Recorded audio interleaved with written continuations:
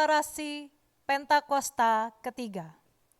Pentakosta ketiga adalah pencurahan Roh Kudus yang dahsyat di zaman now, melebihi yang terjadi di Azusa Street. Pentakosta ketiga akan mengakibatkan penuaian jiwa yang terbesar dan yang terakhir sebelum Tuhan Yesus datang kembali. Pentakosta ketiga akan membangkitkan generasi Yeremia, yaitu anak-anak muda yang dipenuhi Roh Kudus, cinta mati-matian kepada Tuhan Yesus, tidak kompromi terhadap dosa, dan akan bergerak untuk memenangkan jiwa. Pentakosta ketiga lahir di Indonesia dan bergerak ke bangsa-bangsa. Gerakan ini dari timur ke barat dan akan kembali ke Yerusalem. Pentakosta ketiga akan memberikan kuasa untuk menyelesaikan amanat agung, dan setelah itu Tuhan Yesus datang kembali. Saya percaya Bapak Ibu Saudara terkasih bahwa masa ini adalah masa kita berdiam diri, masa kita berserah kepada Tuhan, masa di mana kita percaya bahwa di dalam kesesakan, di dalam pergumulan, di dalam apapun yang dunia sedang hadapi, waktu kita berdiam diri di hadapan Allah, waktu kita berserah kepada Tuhan, sebenarnya Tuhan sedang memberikan kekuatan yang baru bagi hidup kita. Saya mau kita semua menjadi umat Tuhan yang lebih dewasa lagi hari-hari ini di dalam menghadapi pandemi ini. Boleh kita fokuskan semuanya itu kepada Tuhan. Masalah akan tetap ada maupun pandemi tidak ada. Tapi saya percaya kasih karunia Tuhan, kekuatan Tuhan terus tercurah bagi mereka yang sungguh-sungguh berharap kepadanya. Bagi mereka yang berserah kepada Tuhan. Pagi hari ini ambil sikap hati untuk kita percaya dan berserah kepada Tuhan. Apapun yang kita alami Bapak Ibu Saudara kasih, percayalah di dalam Tuhan selalu ada jalan keluar terbaik. Haleluya. Amin.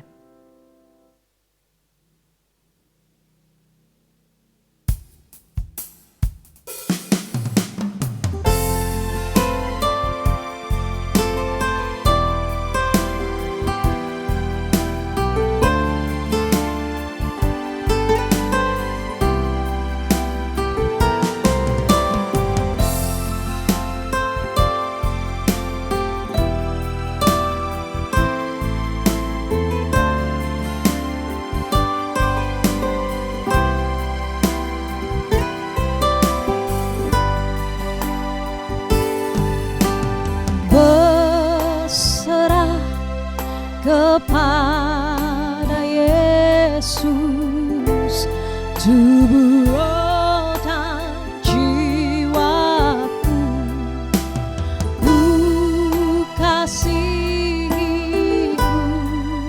percaya ku ikuti Dia terus.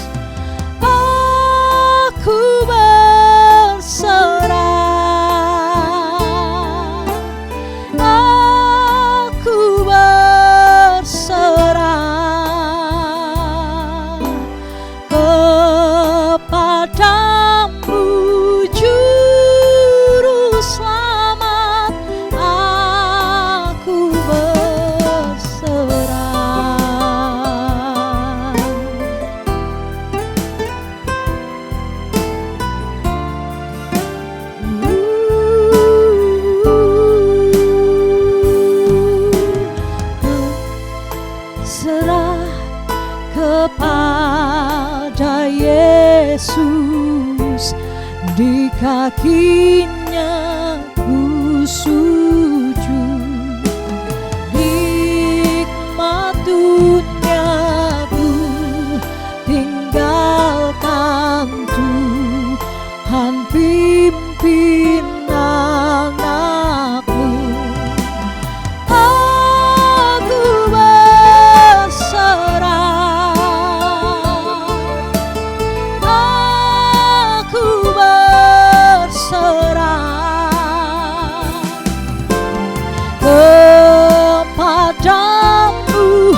Juru selamat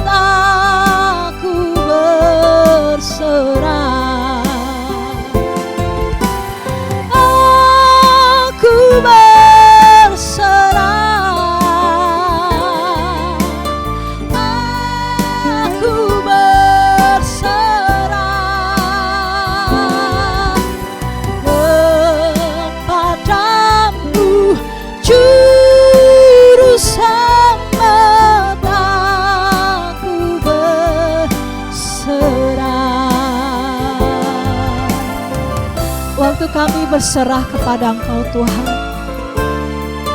Kami bukanlah menyerah dengan keadaan kami.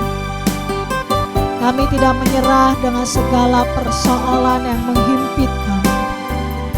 Tapi kami belajar menyerahkan segala sesuatunya di dalam tangan Kau.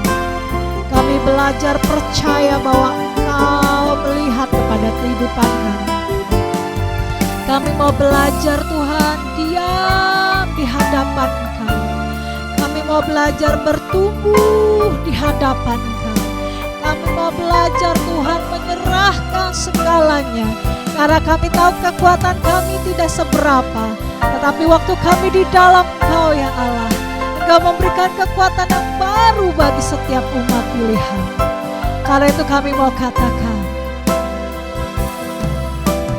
I surrender all. I surrender all. Long to Thee, my Master Savior, I surrender all. I surrender all. I surrender all.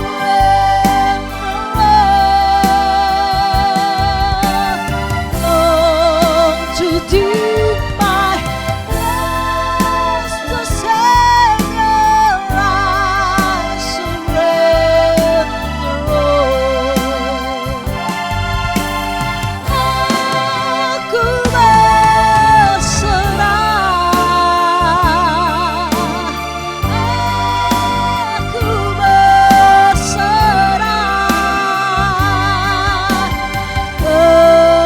kepadamu, Juru Selamat. Aku berserah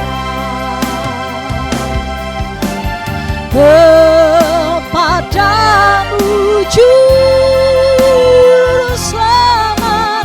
Aku berserah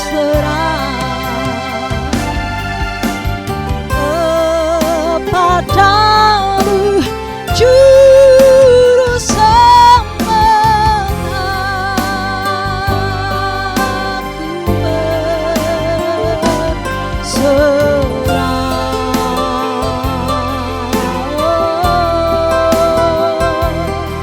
Aku berserah.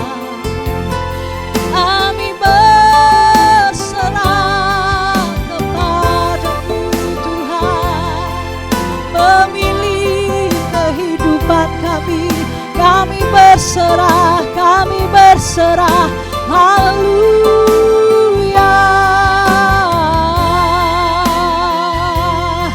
Engkau yang berdaulat, Engkau yang berdaulat atas hidup kami. Haleluya, haleluya. Kami berserah Tuhan, kami berserah. Terima kasih, terima kasih. Karena Engkau kami percaya.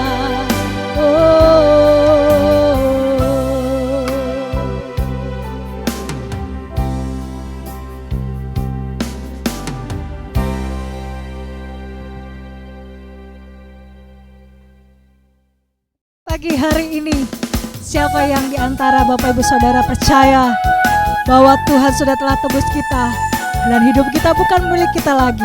Yang percaya boleh lambaikan tangan atau katakan ya. Haleluya. Semuanya bergoyang ya di rumah ya.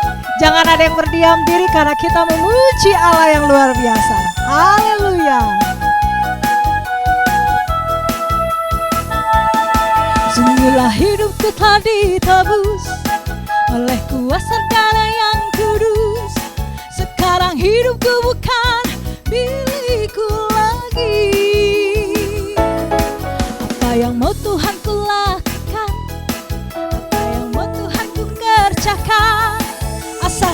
Tuhanku senang, semua ku relakan, namanya dimuliakan. Sekali lagi Bapak Ibu. Bila hidupku telah ditebus oleh kuasa darah yang kudus, sekarang hidupku bukan milikku lagi. Apa yang mau Tuhan ku lakukan, apa yang Tuhan mau ku kerjakan, asalkan Tuhan ku senang, semua ku relakan, namanya dimuliakan. Semuanya jempolnya digoyang. Suka-sukamu Tuhan, suka-sukamu Tuhan, suka-sukamu Tuhan, suka-sukamu Tuhan, suka-sukamu Tuhan, suka-sukamu Tuhan, suka-sukamu Tuhan, suka-sukamu Tuhan. Semua suka-sukamu Tuhan, karena hidup kami adalah milik kepunyaanmu. Amin. Sungguhlah hidupku telah ditebus oleh kuasa darah yang kudus, sekarang hidupku bukan milikku lagi. Apa yang Tuhan mau ku lakukan, apa yang Tuhan ku mau kerjakan, asalkan Tuhan ku senang, semua ku relakan, namanya dimuliakan. Suka-sukamu Tuhan, suka-sukamu Tuhan, suka-sukamu Tuhan, suka-sukamu Tuhan, suka-sukamu Tuhan, suka-sukamu Tuhan, suka-sukamu Tuhan, suka-sukamu Tuhan. Sekali lagi. Suka-sukamu Tuhan, suka-sukamu Tuhan, suka-sukamu Tuhan, suka-sukamu Tuhan, suka-sukamu Tuhan, suka-sukamu Tuhan, suka-sukamu Tuhan, suka-sukamu Tuhan, suka-sukamu Tuhan, suka-sukamu Tuhan, suka-sukamu Tuhan, suka-sukamu Tuhan, suka-sukamu Tuhan, suka-sukamu Tuhan, suka-sukamu Tuhan, suka-sukamu Tuhan, suka-sukamu Tuhan, suka-sukamu Tuhan. Yeay. Selamat pagi Bapak Ibu Saudara yang terkasih dalam nama Tuhan Yesus Kristus. Sebelum kita mendengarkan khotbah hari ini, mari kita satu dalam doa, kita berdoa. Kami bersyukur Tuhan untuk anugerah dan kebaikan-Mu Tuhan, karena besar anugerah-Mu dalam kehidupan kami Tuhan, yang sudah mengajarkan kami untuk senantiasa hidup di dalam Engkau, mengucap syukur dalam segala hal atas apa yang Tuhan kerjakan dalam hidup kami Tuhan. Kami akan mendengarkan firman-Mu Tuhan, berkati kami, hati seorang murid, telinga seorang murid ada pada kami, sehingga setiap pemberitaan firman Tuhan yang kami dengar, mampu kami lakukan dalam setiap kehidupan kami Tuhan. Terima kasih Bapa di surga, berkati hamba-Mu, berkati seluruh pemirsa yang menyaksikan tayangan YouTube ini Tuhan Yesus Kristus. Dan biarlah lewat firman-Mu ini Tuhan, kami semua memperoleh berkat dan kami semua diubahkan dengan kebaikan-kebaikan-Mu Tuhan. Terima kasih, terpuji nama-Mu, dalam nama Tuhan Yesus Kristus kami sambut firman-Mu. Amin. Saudara yang terkasih dalam nama Tuhan Yesus Kristus, pagi hari ini kita akan membaca dan merenungkan satu bagian firman Tuhan yang terambil dari Efesus pasalnya yang kelima, ayat 14 sampai dengan 21. Sekali lagi, Efesus pasalnya yang kelima, ayat 14 sampai dengan 21. Demikian firman Tuhan. Itulah sebabnya dikatakan, bangunlah hai kamu yang tidur dan bangkitlah dari antara orang mati dan Kristus akan bercahaya atas kamu. Karena itu perhatikanlah dengan saksama bagaimana kamu hidup. Janganlah seperti orang bebal, tetapi seperti orang arif. Dan pergunakanlah waktu yang ada, karena hari-hari ini adalah jahat. Sebab itu janganlah kamu bodoh, tetapi usahakanlah supaya kamu mengerti kehendak Tuhan. Ayat 18, dan janganlah kamu mabuk oleh anggur, karena anggur menimbulkan hawa nafsu, tetapi hendaklah kamu penuh dengan roh. Dan berkata-katalah seorang kepada yang lain dalam mazmur, kidung puji-pujian, dan nyanyian rohani. Bernyanyi dan bersoraklah bagi Tuhan dengan segenap hati. Ucapkanlah syukur senantiasa atas segala sesuatu dalam nama Tuhan kita Yesus Kristus kepada Allah dan Bapa kita.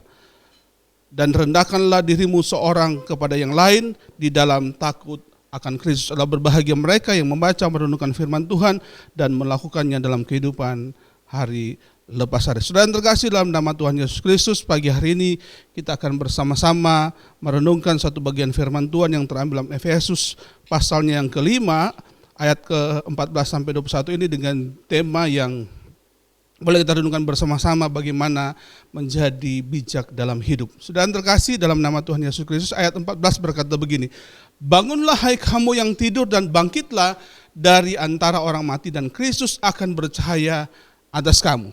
Saudara yang terkasih dalam nama Tuhan Yesus Kristus, orang yang mati dan bangkit dalam Kristus adalah dikatakan adalah orang yang bercahaya. Namun di dalam ayat yang ke-15 berkata, perhatikanlah secara saksama supaya kita menjadi orang-orang yang bijaksana. Orang-orang yang bijaksana adalah orang-orang yang berjalan dalam hikmat dan kehendak Tuhan. Orang bijaksana adalah orang yang melakukan segala sesuatu sesuai dengan apa yang Tuhan mau kita lakukan dalam kehidupan kita, saudara. Oleh karena itu, bagaimana supaya kita menjadi orang yang bijaksana dalam hidup ini? Dari pembacaan yang kita sudah baca dalam Efesus pasal yang kelima ayat 14 sampai 21 itu, kita akan melihat beberapa hal bagaimana supaya kita menjadi orang-orang yang bijaksana di dalam kehidupan kita. Yang pertama di ayat 15 berkata begini, karena itu perhatikanlah dengan saksama bagaimana kamu hidup. Janganlah seperti orang bebal, tetapi seperti orang arif. Perhatikanlah bagaimana kita hidup. Cara hidup kita di dunia ini sebagai orang percaya seringkali menjadi sorotan oleh banyak orang, menjadi tontonan oleh banyak orang. Oleh karena itu bagaimana cara kita hidup? Oleh karena itu bagaimana supaya kita hidup, saudara yang terkasih dalam nama Tuhan Yesus Kristus? Kita harus hidup seperti apa yang Tuhan mau. Oleh karena itu kita harus hidup yang dengan di dalam segala hal di dalam kehidupan kita, mari kita melakukan hal-hal yang baik sehingga orang bisa melihat Kristus dalam kehidupan kita. Kita boleh menjadi teladan dalam perkataan kita. Kita boleh menjadi teladan dalam iman kita kepada Kristus. Bahkan dalam 1 Timotius pasalnya yang keempat ayat 12 itu dikatakan di situ, Paulus berkata kepada Timotius, jadilah teladan di dalam perkataan, di dalam tingkah lakumu, di dalam kasihmu, di dalam kesetiaanmu, dalam kesucianmu. Oleh karena itu, mari saudara terkasih dalam nama Tuhan Yesus Kristus, kita mempraktekkan hal-hal yang sederhana dalam hidup kita. Bagaimana kita suka menolong orang lain, kita suka berbagi dengan orang lain. Jangan terlalu banyak bicara, tetapi bagaimana kita mempraktekkan menjadi orang yang pada akhirnya kita bisa memperhatikan orang lain dalam kehidupan kita. Jangan menjadi orang yang suka membuat masalah, jangan menjadi orang yang suka bergosip, jangan menjadi orang yang gampang egois dalam hidup ini, saudara. Karena Alkitab berkata, segala bentuk perbuatan jahat itu ketika kita terpusat di dalam kehidupan kita, kita hanya mementingkan diri kita sendiri. Alkitab berkata, disitulah letak segala perbuatan jahat kita, saudara. Oleh karena saudara terkasih dalam nama Tuhan Yesus Kristus, kita harus menjadi orang yang arif, bukan orang yang bebal. Kita adalah orang yang mudah dibentuk, adalah orang yang mudah diperbaiki. Kita harus menjadi orang yang pada akhirnya bisa menjadi teladan bagi semua orang. Perhatikanlah bagaimana kita hidup, saudara. Ayat 16 berkata begini, dan pergunakanlah waktu yang ada karena hari-hari ini adalah jahat. Saudara terkasih dalam nama Tuhan, mari kita mempergunakan waktu kita dengan bijaksana. Ya, bagaimana supaya kita menjadi orang yang bijaksana, orang yang bijak? Yang pertama, kita harus menjadi orang yang memperhatikan bagaimana cara kita hidup di tengah-tengah dunia ini. Lalu yang kedua, bagaimana kita mempergunakan waktu yang Tuhan sudah sediakan bagi kita. Paling tidak ada 3 jenis waktu yang seringkali kita lewati, bukan seringkali tapi kita lewati dalam dunia ini.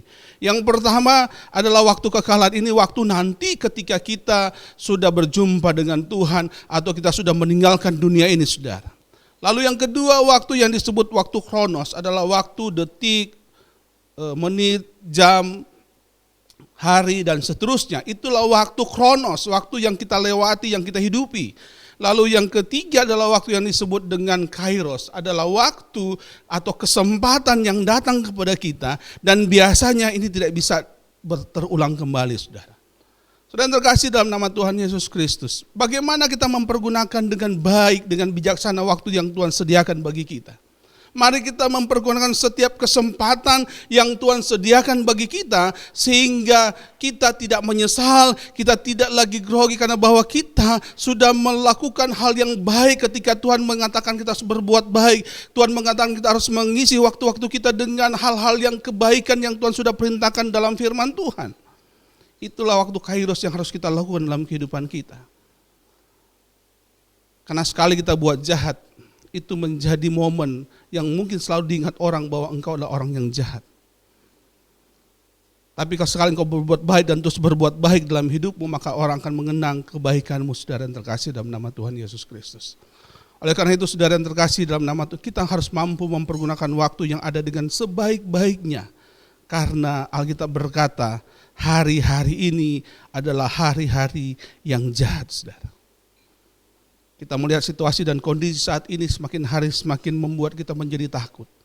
Tapi kalau kita melekat dengan Tuhan, menggunakan setiap waktu dan kesempatan yang Tuhan sediakan bagi kita, maka saya percaya, saudara, Tuhan akan senantiasa beserta dengan kita. Bagian akhir dari Matius pasal 28 ayat 20 berkata, dan ketahuilah aku menyertai kamu sampai kepada kesudahan zaman. Oleh karena itu, tidak ada waktu sedikit pun di dalam kehidupan kita tanpa Tuhan sebenarnya.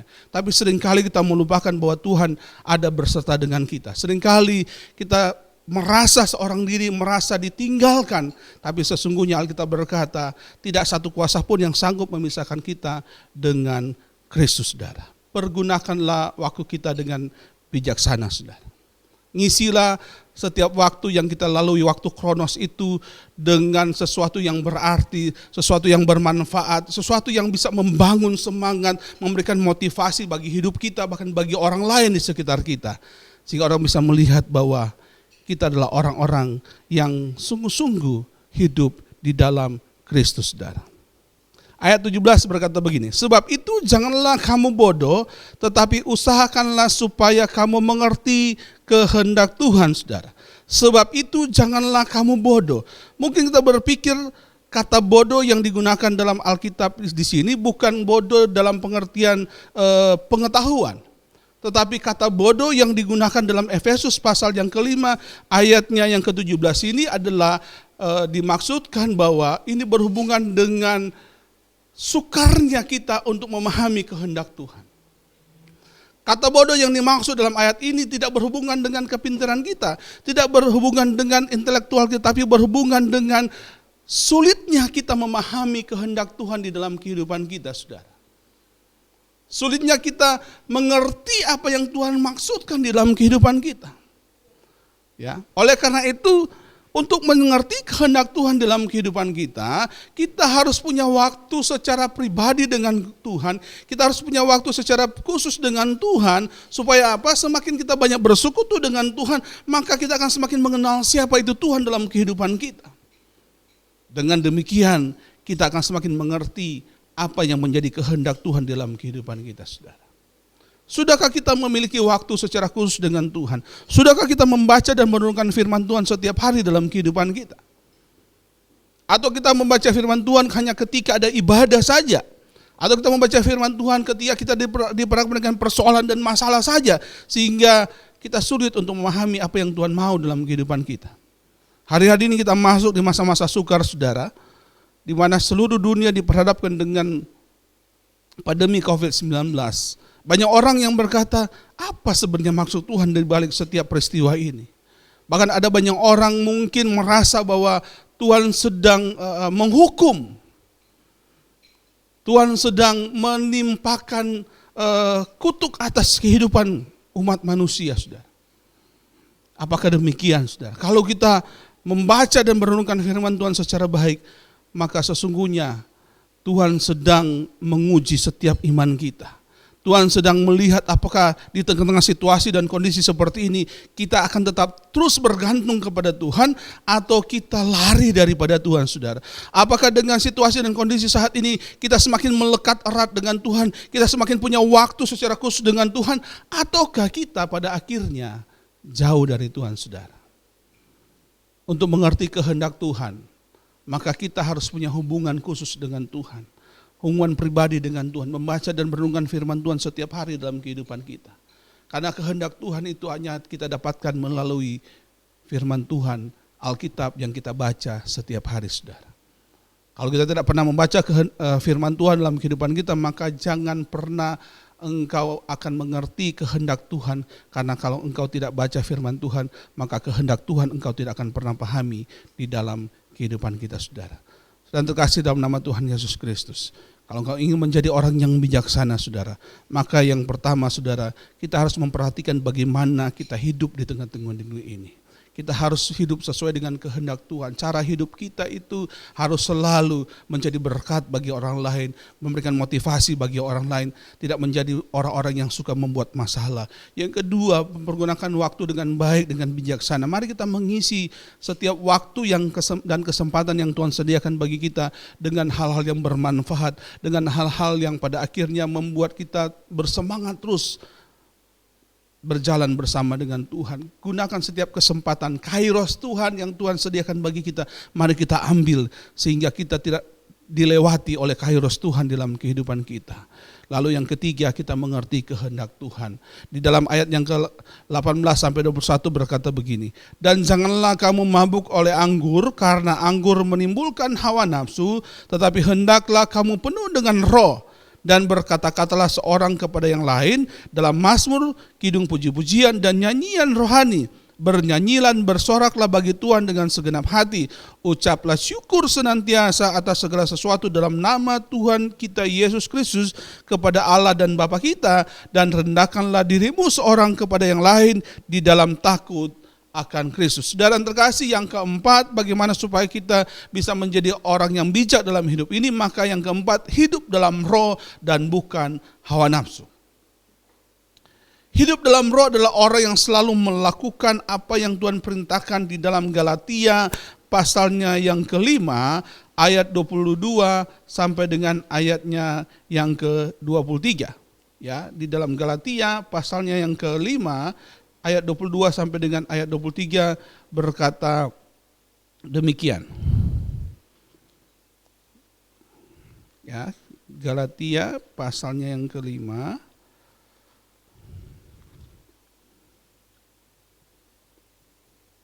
Tetapi buah roh ialah kasih, sukacita, damai sejahtera, kesabaran, kemurahan, kebaikan, kesetiaan, kelemah lembutan, penguasaan diri.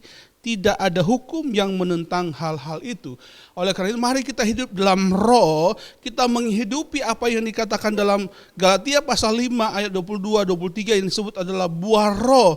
Kita melakukan kasih, melakukan sukacita, damai sejahtera, kesabaran, kemurahan, kebaikan, kesetiaan, dan kelemah lembutan dan penguasaan diri dalam kehidupan kita. Mari kita meninggalkan cara hidup.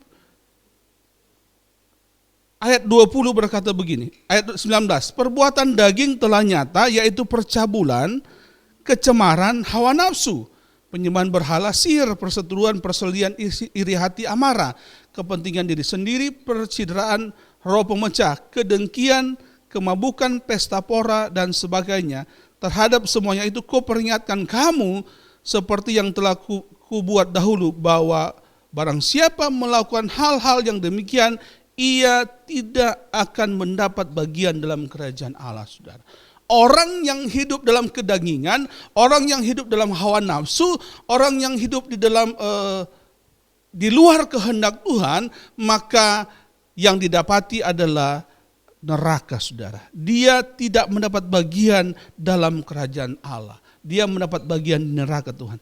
Tuhan berkata bahwa kalau kita hidup dalam roh, maka kita akan mendapat bagian dalam kerajaan Allah. Oleh karena itu saudara terkasih dalam nama Tuhan Yesus Kristus, orang yang hidup dalam roh adalah orang yang hidupnya suka bermazmur, suka memuji. Di dalam pembacaan kita tadi adalah dikatakan begini, adalah orang yang senang memuji Tuhan, menyanyikan mazmur, kidung pujian, nyanyian rohani, ya. Makanya bernyanyilah dan bersoraklah bagi Tuhan dengan apa? Dengan segenap hati kita. Ketika kita memuji Tuhan, menyembah Tuhan, kalau orang yang hidup dalam roh, maka dia akan melakukan dengan segenap hati. Tidak setengah-setengah saudara, tapi dia terfokus, tertuju kepada Tuhan yang adalah Tuhan yang kita sembah, yang senang menerima setiap pujian dan penyembahan kita. Tapi kita harus lakukan dengan segenap hati. Orang yang hidup dalam roh adalah orang yang selalu mengucap syukur atas segala hal yang terjadi dalam hidup ini. Mau suka, mau duka, mau sakit, mau sehat, tetap mengucap syukur kepada Tuhan saudara. Mengucap syukur dalam segala hal, karena itu yang dikehendaki oleh Tuhan dalam setiap kehidupan kita, kata firman Tuhan. Oleh karena itu, tidak ada alasan bagi kita, orang percaya kepada Tuhan, untuk tidak mengucap syukur atas apa yang terjadi di dalam kehidupan kita. Mungkin kita berkata begini, bagaimana mengucap syukur sementara yang pergi itu adalah orang yang kita kasih? Bagaimana mengucap syukur sementara kita mengalami sakit? Bagaimana mengucap syukur sementara barang yang kita sukai, barang yang kita yang kita idam-idamkan itu diambil orang, saudara? Bagaimana bisa mengucap syukur? Ketika kita mengucap syukur, kita menempatkan, kita mengatakan kepada Tuhan, terima kasih Tuhan atas apa yang terjadi dalam hidup ini. Kita menempatkan Tuhan di atas segala-galanya dalam kehidupan kita, saudara. Kita mengakui Tuhan berkuasa atas hidup kita. Sementara apa yang hilang dari hidup kita itu hanya bagian sementara dari kehidupan kita. Tapi Tuhan adalah segala-galanya dalam kehidupan kita. Mengucap syukur. Ya, kita harus belajar dari hal-hal yang kecil, hal-hal yang sederhana. Memang untuk mengucap syukur atas situasi dan kondisi, atas apa yang terjadi dalam kehidupan kita, apalagi itu sesuatu yang tidak mengenakan, mungkin kita harus perlu berjuang untuk berkata, Tuhan Engkau tetap baik. Berucap syukur dalam segala hal itu memang sesuatu yang sulit dalam hidup kita. Tapi mari Alkitab berkata, ketika kita mengucap syukur, maka ada sesuatu yang Tuhan berikan kepada kehidupan kita.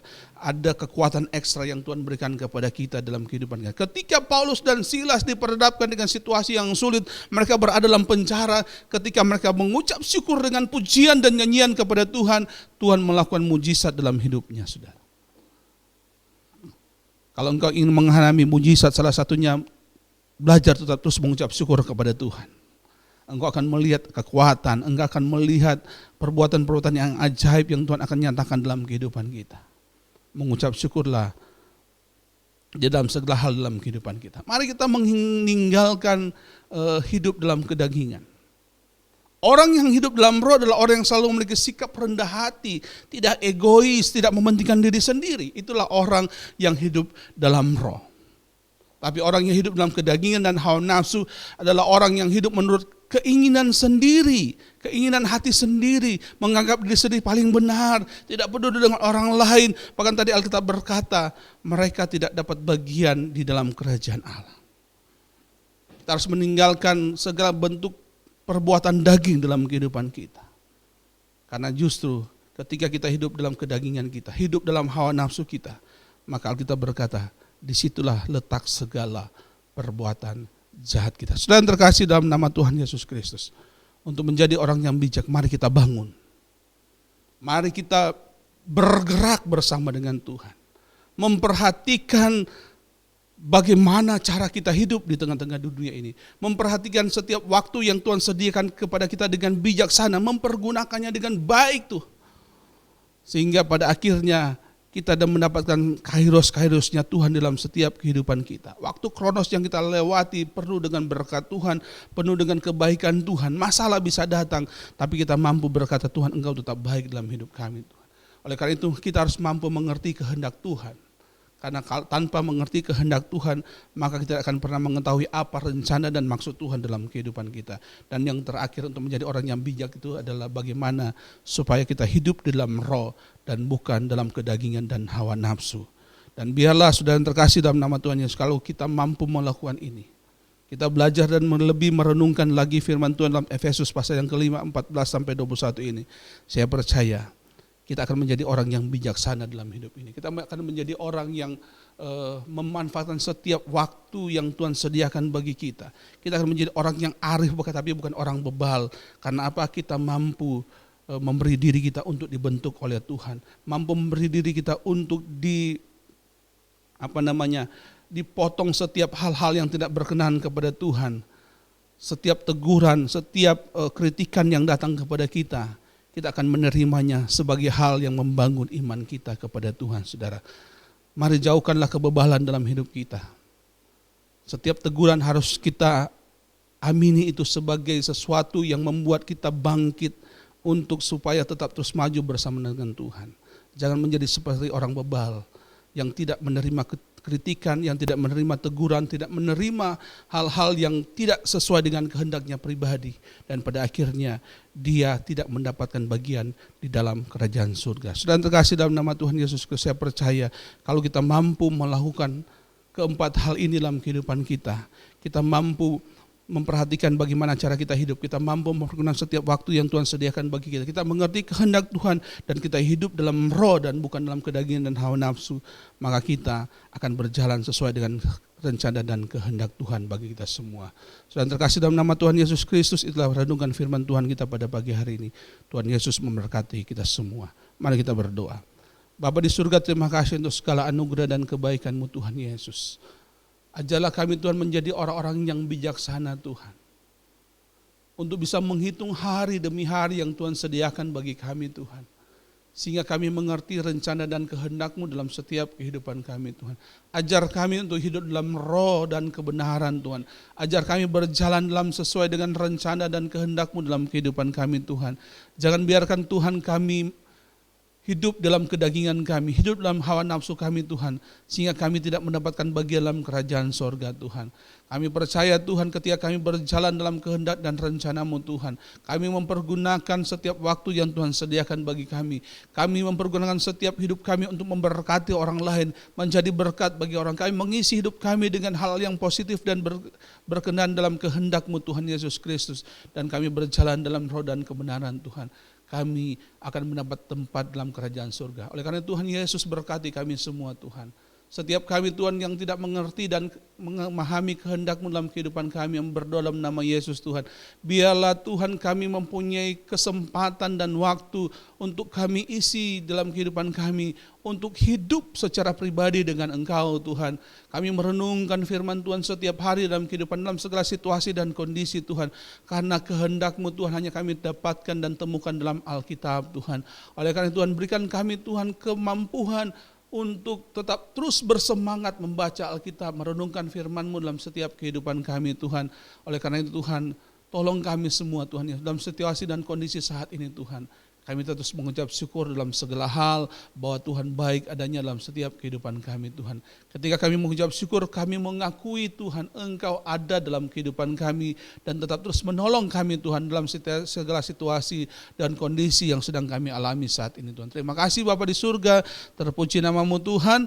Biarlah segala hal yang kami lakukan dan kerjakan, biarlah semuanya berhasil karena Tuhan berserta dengan kami Tuhan. Terpuji nama-Mu Tuhan, dalam nama Tuhan Yesus Kristus kami berdoa dan mengucap syukur. Haleluya. Amin. Saudara terkasih dalam nama Tuhan Yesus Kristus, kita akan mengakhiri ibadah kita pagi hari ini. Angkatlah kedua tanganmu, terimalah berkat Tuhan. Kasih karunia damai sejahtera yang melimpah-limpah dari Bapa di surga, cinta kasih sayang Tuhan kita Yesus Kristus, penyertaan kuasa Roh Kudus menyertai kita mulai hari ini sampai Tuhan menjemput kita kali yang kedua, bahkan sampai selama-lamanya. Semua kita yang diberkati Tuhan, kita katakan amin. Tuhan Yesus memberkati. Selamat hari Minggu, selamat beraktivitas.